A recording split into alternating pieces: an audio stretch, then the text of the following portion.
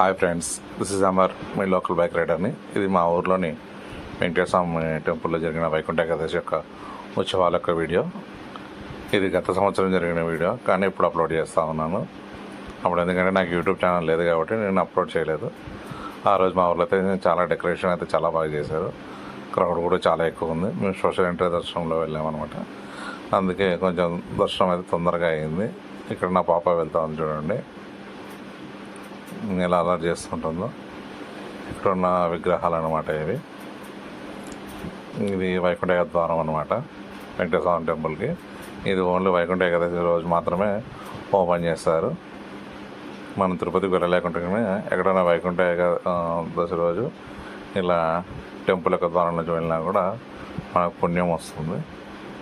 తిరుపతికి వెళ్ళాలంటే కానీ చాలా క్రౌడ్ ఉంటుంది కాబట్టి మేము వెళ్ళలేకపోయాము. ఇక్కడ ఉన్నది ఉత్సవ విగ్రహం అనమాట.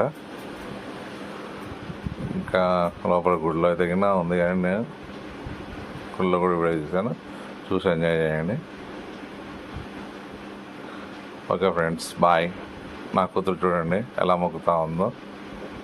బాగా అల్లరి పిల్ల అనమాట ఈ పాప.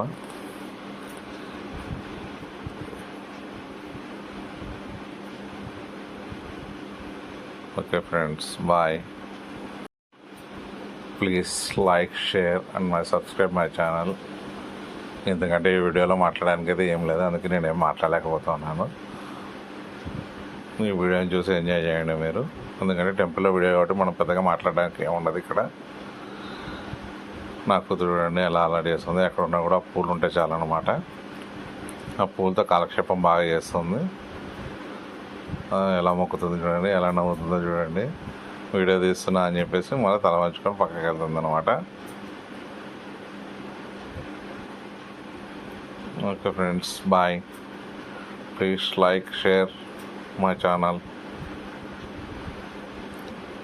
ఇది బొమ్మల కొలువు అనమాట. అక్కడ ఆ రోజు పెట్టింది ఇది కూడా వీడియో. ఇది కూడా చూడండి మీరు. ఇది కూడా చాలా బాగుంటుంది. మీరు ఎప్పుడైనా కానీ వైకుంఠ ఏకాదశికి వెంకటేశ్వర టెంపుల్స్కి వెళ్తే కానీ డెకరేషన్ అయితే చాలా బాగా చేస్తారు. Okay friends, bye. Like and share my channel.